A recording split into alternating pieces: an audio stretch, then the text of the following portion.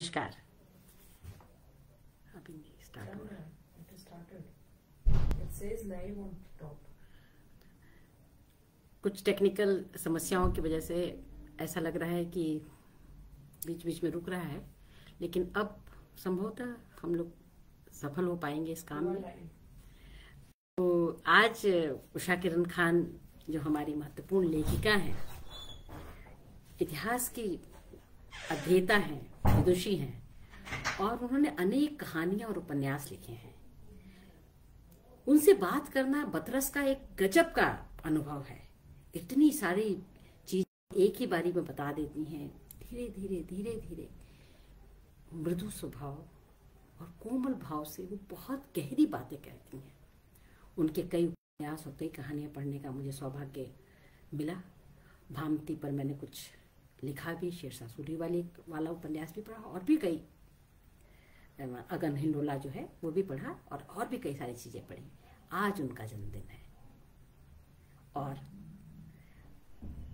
उनके जन्मदिन पर प्रोग्राम करते हैं हम लोग, और उन्हें बहुत से शुभकामनाएं देते हुए आज उनकी एक कहानी पढ़ूंगी जिसका नाम है बम महादेव। ये कहानी, इसका जो समय आप देखेंगे, ध्यान से सुनिएगा, तो समय जो देखेंगे उसमें 8 वर्ष का एक बच्चा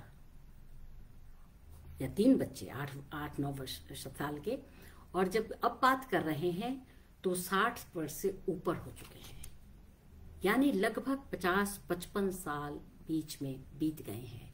और उन 50-55 सालों में दुनिया और हमारा देश कितना बदल गया है। एक हमारा जो समाज था उसमें कैसे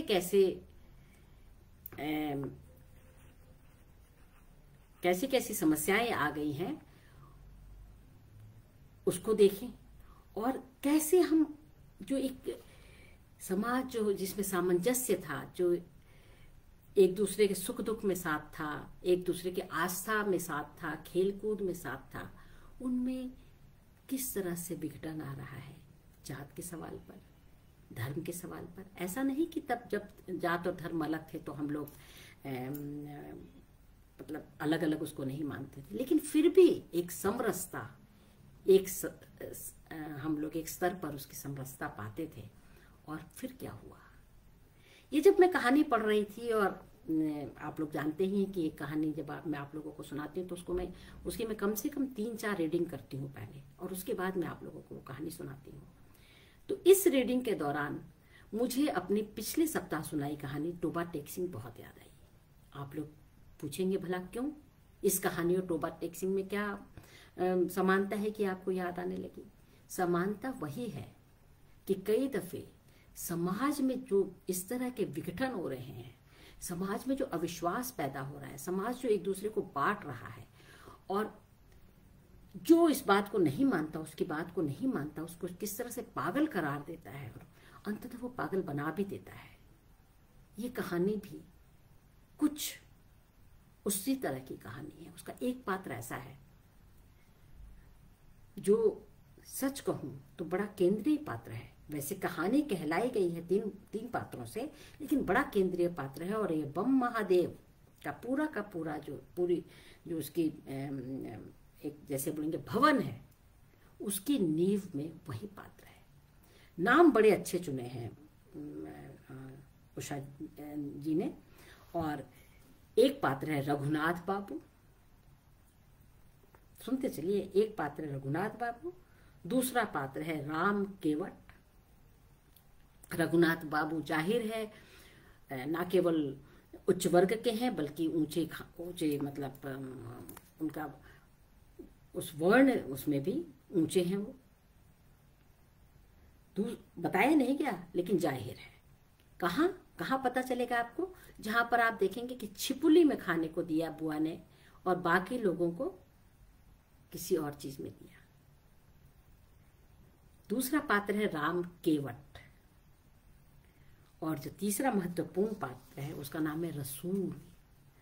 हम मोहम्मद साहब को रसूल कहते हैं, पैगंबर को। तो ये नाम बहुत मानीखेज है, और इन मानीखेज नामों के साथ ही मानीखेज कहानी भी सुनिए। उषा जी को एक बारी फिर से बहुत सारी शुभकामनाएं। वो ऐसी चीजें लिखती रहें ताकि हम अपनी दुनिया को समझ सकें, अपने समाज को समझ सकें।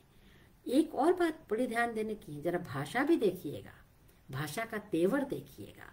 दक्षिणी बिहार और इन सब जगहों की जो बिहार की भाषा है, बोली है, उसके कैसा रूप इसमें दिखाई पड़ता है, यह भी देखते चलिएगा, क्योंकि उसमें बड़ा आनंद है, बड़ा रस है।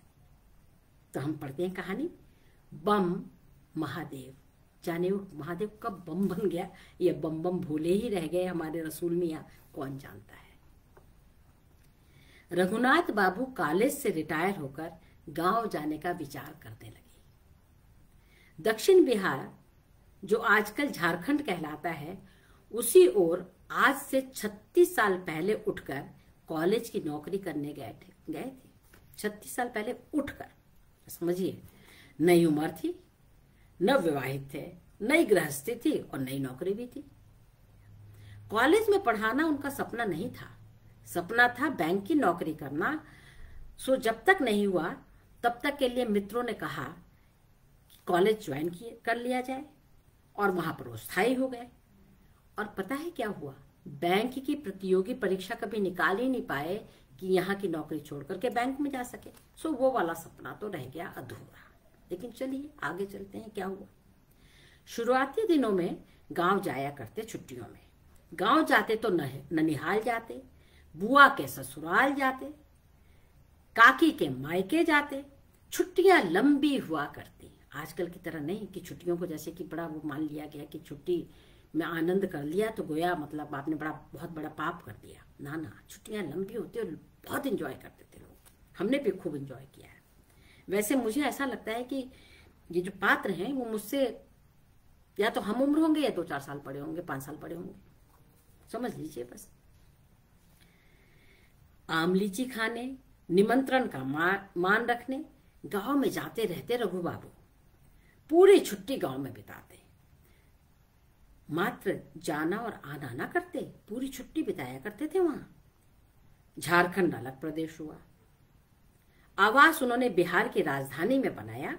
उनके कई सहकर्मियों ने भी वैसा ही किया, क्योंकि घर तो गांव के इलाके में था।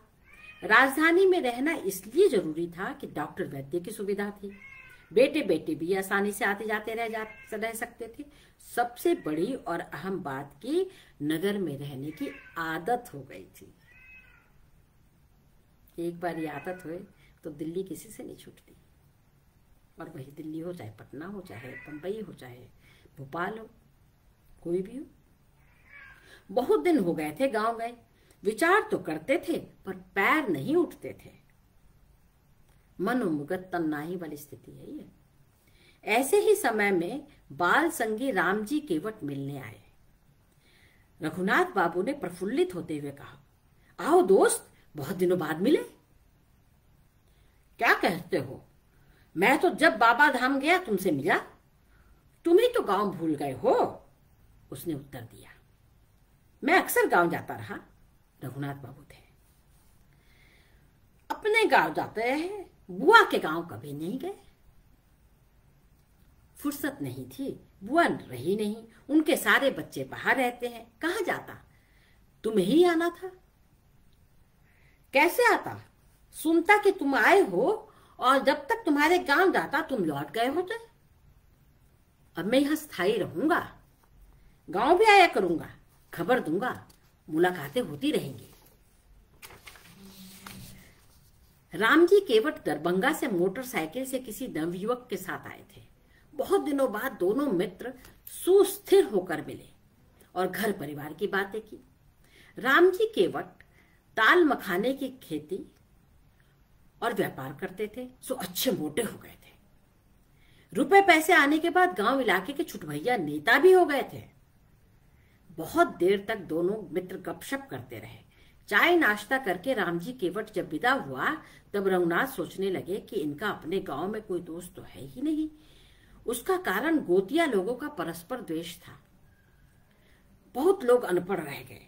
गांव में कोई कृषि उद्योग मसलन पशुपालन, मछली पालन भी नहीं किया, खेती भी ढंग से नहीं की। नतीजा यह हुआ कि बाल बच्चों के ब्याह में जमीन बेचकर खर्च किया और सहज रूप से विपन्न होते गए, सहज रूप से विपन्न होते गए। रघुनाथ बाबू ने ऐसा नहीं किया। अपनी कमाई से बच्चों को पढ़ाया और विवाह किया।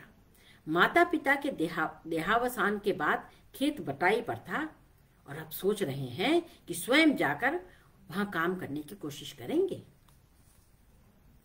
रामजी केवट का मोबाइल नंबर नोट कर लिया था। विचार था जाने के पहले उन्हें खबर कर देंगे। बुआ के गांव का रामजी केवट और रसूल कुंजड़ा उनके निकटतम मित्र थे। बुआ के देवरों के बेटे इनसे खूब घुलते मिलते नहीं। देखिए, शुरू हुआ ना जात पात धर्म। 8 साल की आयु से ही ये तीनों दोस्त थे। हर साल कम से कम 1 सप्ताह के लिए बुआ के गांव जाते। वहां बंसी खेलते, मछली पकड़ते, फानी लगाकर बगेरी फंसाते, छोटी छोटी चिड़ैया।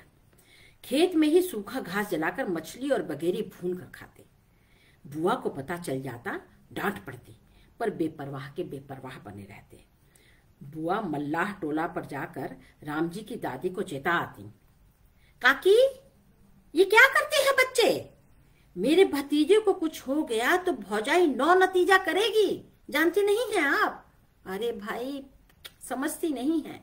बच्चों को बरजिए, यहां वहां डोलते ना फिरे। ए कन्या, कुछ ना होगा, रमजिया जलजीव है, रघु नोनू को कभी पानी में नहीं जाने देगा। कहने को कह देती दादी, पर राम जी को अपनी टेढ़ी वाली लाठी लेकर दौड़ाती। इतना सही मरवानी का नाती, तेरी बंसी में मूर्छा लग जाए।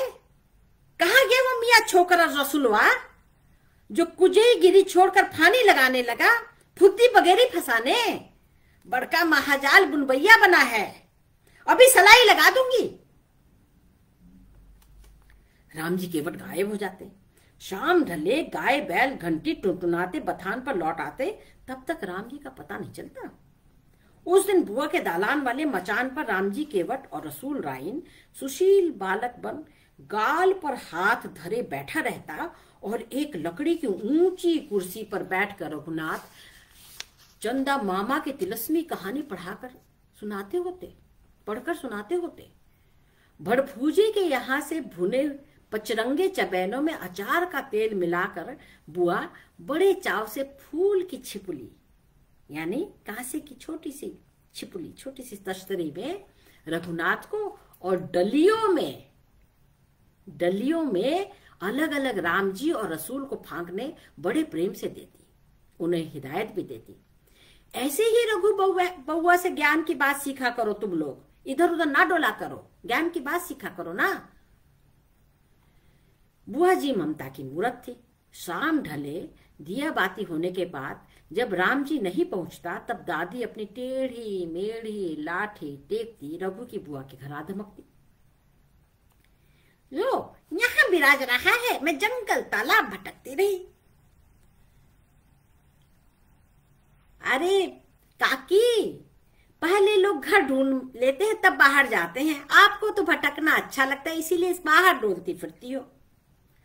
आपने ही तो कहा था कन्या कि ये लोग पथार गढ़ी तालाब नापते रहते हैं। आज तो मजलिस यहीं जमी, अब सब अपने घर के जाओ, चलो जाओ। रसूल मियाँ की सिर्फ एक दादी थी, न माँ न बाप। एक बड़ी बहन थी, सो ब्याह कर ससुराल चली गई। समय बीतता चला गया।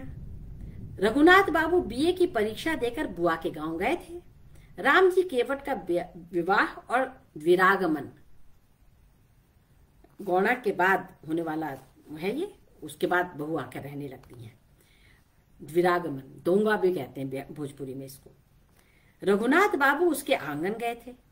राम जी की कन्या ने घूंघट ना उठाया, पर चुपचाप पीछे से एक बाल्टी आलतई रंग घोलकर नहा जरूर दिया था।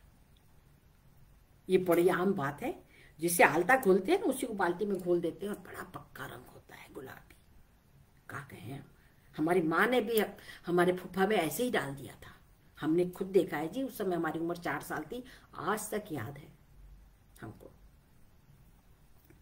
रसूल कुजड़ा बुआ के खेत में आलू बैंगन उपजाता और बैलगाड़ी पर लादकर हाथ पर बेच आता। सांध्यकालीन बैठक में रामजी और रसूल ने रघुनाथ को कहा, यहां से शुरू हुई बात गौर से सुनिएगा। मछली फंसाने के लिए बांस का बाड़ा लगा रहे थे कि पैर में कुछ ठोस वस्तु टकराया। खोद कर निकाला तो मूर्ति निकली। हमने उसे वहीं दबा दिया है। कौन बोले ये बोले हमारे रसूल बाबू। कैसी मूर्ति है, किसकी है? रघुनाथ ने पूछा। देखोगे तब ना जान पड़ता है, शिवलिंग है। उस पर देवी की भी मूर्त है। मेरी समझ से ऐसी मूर्त कहीं नहीं है। रसूल ने कहा, कहाँ है? चलो ना, उसे चेयर में ही दबा दिया है। तीनों मिलकर चेयर पर पहुंचे। चेयर पहले कभी बड़ा रहा होगा, पर अभी छोटा सा जल जमाव था। चारों ओर खेती ही खेती। ये लोग मात्र 21-22 साल के थे, परंतु योजना 100 साला बना बैठे। सचमुच काले पत्थर का विशाल शिवलिंग था। उस पर 16 श्रृंगार किए पार्वती गौरी की मूर्ति उत्कीर्ण थी, एकदम श्रृंगार किए हुए। बस शिवलिंग पर पार्वती गौरी विराजमान थी। तीनों मित्रों की सलाह हुई कि कल नाटकीय ढंग से घोषणा की जाए कि रात में देवी ने इन तीनों को स्वप्न में आकर कहा है कि मैं चेयर में मिट्टी के नीचे दबी पड़ी हूं, मेरा उद्धार करो। रघुनाथ ने बताया मित्रों को कि या तो सन 34 के भूकंप में यहां कोई विशाल मंदिर रहा होगा जो जमींदोज हो गया, या बड़े वाले जल प्लावन में कहीं नेपाल तरफ से दह भस कर आ गया होगा। अब जो हुआ सो हुआ, क्यों ना थोड़ी प्रतिष्ठा अर्जित की जाए और थोड़ी सी पुण्य का भी उसे भी लूट ले। लोकोपकार की भी बात है भाई, मूर्ति का भी उद्धार हो जाएगा। जैसे ही इन तीनों के मुंह से सपने की कथा प्रसारित हुई, लोगों ने मूर्ति खोजना शुरू कर दी। गांव के इलाके भर में समाचार आग की तरह फैल गई। लोग चेयर के पास इकट्ठे होने लगे, बच्चे, बूढ़े, जवान। निकट गांव की स्त्रियां भी आ गईं। खुरपी कुदाल चलने लगा। एक बुजुर्ग ने बढ़ जा, कुदाल का साफ हाथ मारो ना, मूर्त खंडित ना हो जाए। अंग भंग मूर्त पूजित नहीं होती है, दूसरे ने बताया।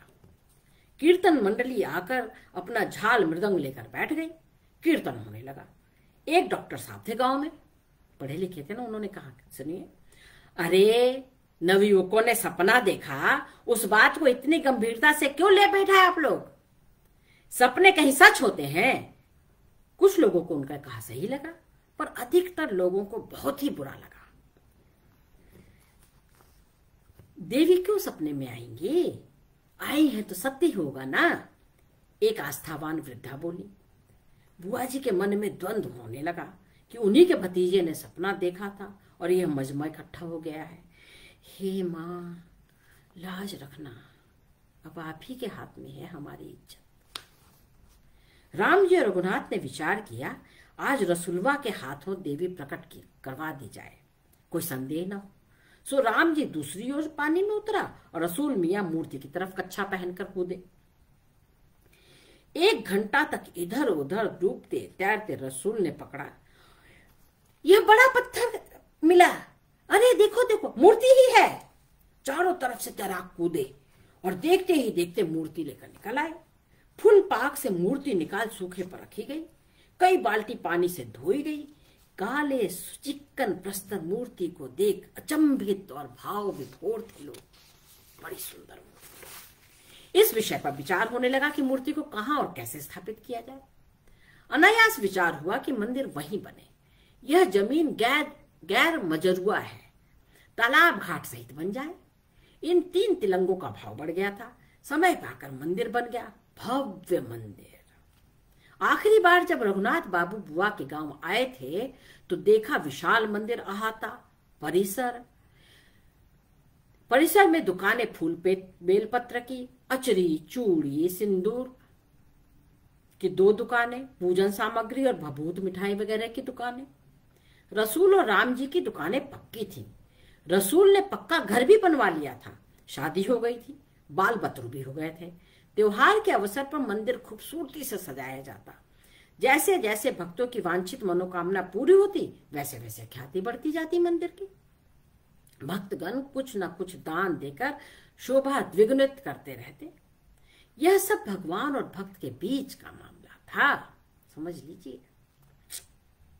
एमए करने के बाद रघुनाथ बाबू अपने निजी जीवन को गंभीरता से लेने लगे। अब इतना पढ़ेंगे तो गंभीरता ही लेंगे भाई। कॉलेज की नौकरी सिर्फ टेम्पररी समझकर किया था, वहां परमानेंट हो गए। आवश्यकता के अनुसार पीएचडी करने में लग गए। कॉलेज में सीढ़ियां चढ़ते गए। विभाग के अध्यक्ष तो बने ही, विश्वविद्यालय के प्रो वीसी भी बन गए। सचमुच राम जी केवट कई बार बाबा धाम आया और इनसे मिलता रहा। जब मखाने का व्यापारी हो गया तब अक्सर एक बोरिया मखाना लेकर आता था। गांव घर का समाचार सुनाता। रसूल रायन के बेटे सब्जियों के व्यापारी हो गए थे। मंदिर परिसर के कई भोजनालयों में तरकारी मुहैया कराते। रसूल अब अधिक समय दुकान पर गुजारता। शिवरात्रि का व्रत रसूल हर साल करता। राम जी केवट और रसूल रायन अक्सर खानगी में बतियाते कि धन्य गौरी शंकर की हम लोगों जैसा नंगा फकीर आज संपन्न है। वह मूर्ति इन्हीं लोगों को क्यों मिली और इन लोगों ने ऐसी सुनिश्चित योजना ही क्यों बनाई। रसूल पूरी तरह से भोला भाला था। रमजान रोजा सब अपनी जगह, बाबा अपनी जगह। दोनों आस्था साथ लेकर चलता। सुनते चलिए, दोनों आस्था साथ लेकर चलता। रघुनाथ के पूछने पर राम जी ने बताया था कि रसूल ने अपना खास 2 बीघा जमीन अर्ज लिया है। बेटा बेटी पढ़ा सो व्यापार बढ़ाया। पर उसका एक दामाद बड़ा टेटियाहा है। टेटियाहा, सुनिए। ऐसा क्या? रघुनाथ चौंका था। अब टेटियाहा क्या होगा? शैतान भी हो सकता है, शातिर भी हो सकता है, बदमाश भी हो सकता है, मुंहजोर भी हो सकता है? कुछ ऐसा जो उसके मन से ना मिले, रसूल के मन से। चालाक। भाई दामाद को ज्यादा पढ़ा लिखा है, अपने गांव में ही मदरसा खोल दिया है। तो राम जी ने बताया। क्या कहा राम जी ने? भाई दामाद को ज्यादा ही पढ़ा लिखा है, अपने गांव में ही मदरसा खोल दिया है। ठीक तो है, गांव के बच्चे पढ़ लिख लेंगे। रघुनाथ ने कहा। पढ़ेगा, यह होता तब ना, चेला टाटी को उल्टा पुल्टा सिखाता है। रघुनाथ सोचने लगे। समय पाकर गांव गए तो राम जी की खबर की। राम जी से कहा कि रसूल को लेते आइए, पर वो अकेले ही आया। भला क्यों? अरे वो रसूलुआ काहे नहीं आए जी? आने लायक नहीं है। क्यों?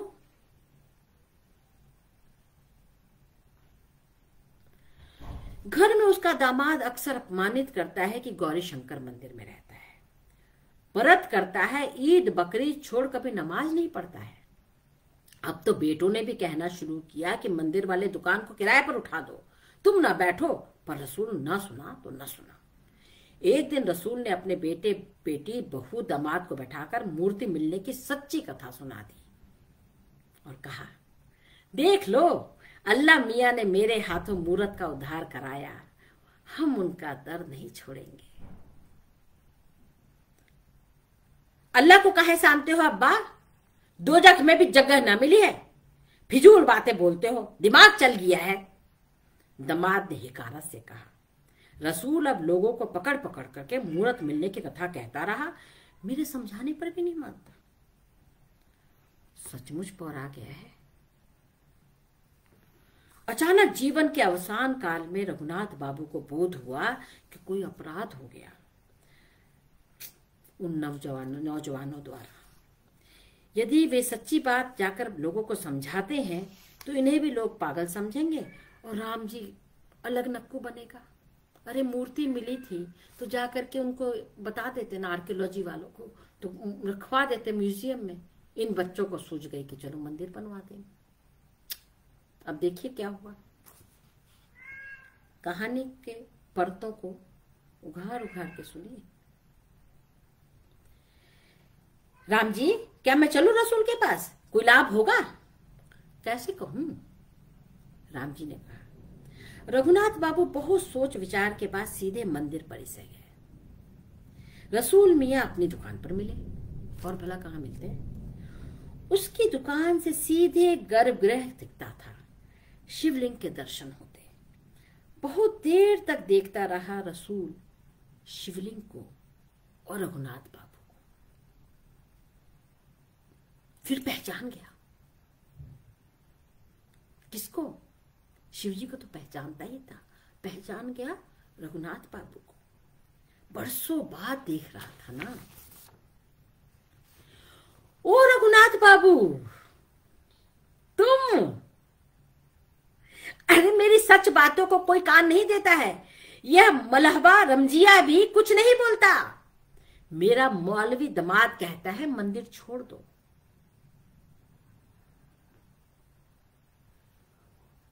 दुकान किराए पर दे दो, मंदिर छोड़ के चलो। व्रत मत करो, शिव जी के दर्शन मत करो। यहां जान हमारी है, कैसे जाएंगे?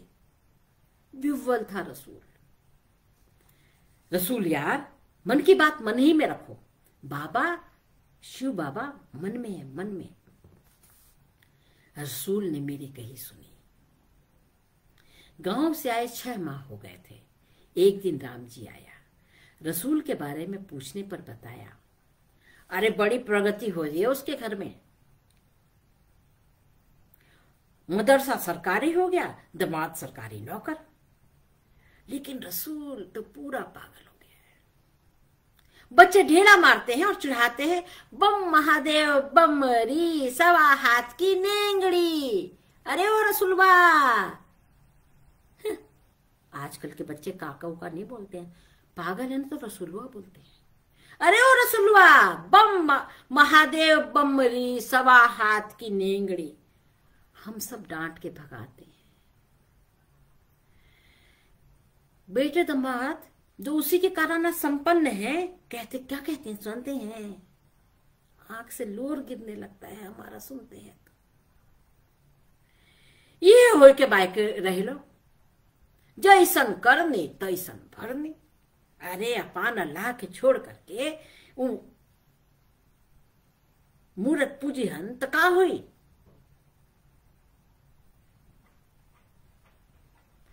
दोनों मित्र भारी मन से इस पारिवारिक विषय को सोचते बैठे रहे देर तक कि जिस थाली में खाते हैं, जिस थाली के बल पर कूद रहे हैं, जिसने इतना भर भर करके उनको दिया, वो पागल बना डोल रहा है। और कौन बनाया उसको पागल? कहिए तो ये लोग ना, यही विचार ना, जिसमें इंसान इंसान नहीं रहा, या तो जात बन गया, या धर्म बन गया, या कुछ और बन गया। रसूल मियाँ बड़े भोले थे, और भोले लोगों के साथ जो सबको समान दृष्टि से देखते हैं ना, अपना वही जो टोबा टेक सिंह, बिशन, सरदार, उसी की तरह पागल हो गया। यह थी कहानी, यह थी कहानी। आज समय बहुत बदल गया है। क्या हम उस समय को, जब इंसान को इंसान की तरह देखा जाता रहा होगा, वैसे तो मतभेद रहे थे, ऐसा नहीं कि उस समय मतभेद नहीं थे, लेकिन वैसे मतभेद तो ऐसे भी रहे कि देश 2 भागों में बट गया। लेकिन फिर भी हमारे भारत देश में एक साझी संस्कृति, साझी विरासत की तो गुंजाइश थी ना। इसीलिए तो हम लोगों ने कहा कि हम 2 नेशन थ्योरी नहीं मानते। इसीलिए तो हमने कहा कि हम भारत के लोग अलग ढंग से रहेंगे, हमारा संविधान अलग ढंग का होगा जो धर्म पर नहीं टिका होगा। लेकिन देखिए हम क्या थे, क्या हो गए और क्या होंगे अभी। लेकिन ये रोने की बात नहीं है। जब मैथिली शरण गुप्त ने ये बात लिखी थी, उसके बाद हम आजाद हुए थे, और इसीलिए फिर से हम प्रतिष्ठा प्राप्त करें, फिर से हम उस संस्कृति को जिलाएं जो मनुष्य को मनुष्य की तरह देखती है, और उसी में सबका विकास करती है, सबका सम्मान करती है। दीदी की कहानी के लिए बहुत बहुत धन्यवाद। और एक बार फिर आप सब लोगों की ओर से भी मैं कहूंगी जन्मदिन मुबारक हो उषा दीदी। और एक बात और, उसकी बड़ी शिकायत है भाई मुझे, कोई भी मेरा चैनल सब्सक्राइब नहीं कर रहा। कहूं एक प्रसंग, इतने 1 साल से ज्यादा हो गया हम इस पर बात करते हुए, और इस यहाँ पर मैं लाइव करने के बाद उसको मैं चैनल पे ही लगाती हूँ, लेकिन लोग सब्सक्राइब नहीं करते तो बुरा ही लगता है, क्योंकि यहाँ नीचे चला जाता है, फेसबुक में कहीं पर ही दिखता नहीं है, वहां पर एक जगह सब इकट्ठा है। चैनल का नाम है कहूं एक प्रसंग, मैं नीचे उसमें भी लगा दूंगी आप लोगों के लिए। और प्लीज आप न केवल स्वयं सब्सक्राइब करें, बल्कि उसे लाइक भी करें और अपने दोस्तों को भी बताएं, ताकि मैं कहानियां सुनाती रहूं। अच्छा, एक और सूचना, आज उषा किरण खान जी का जन्मदिन है, तो कल मृदुला गर्ग का जन्मदिन है। तो कल भी एक कहानी मैं आप लोगों को सुनाने की इच्छा रखती हूँ। आप लोग दुआ करें कि मैं ये कहानी सुना सकूं आप लोगों को। तो कल सुनिए मृदुला गर्ग की एक कहानी उनके जन्मदिन पर।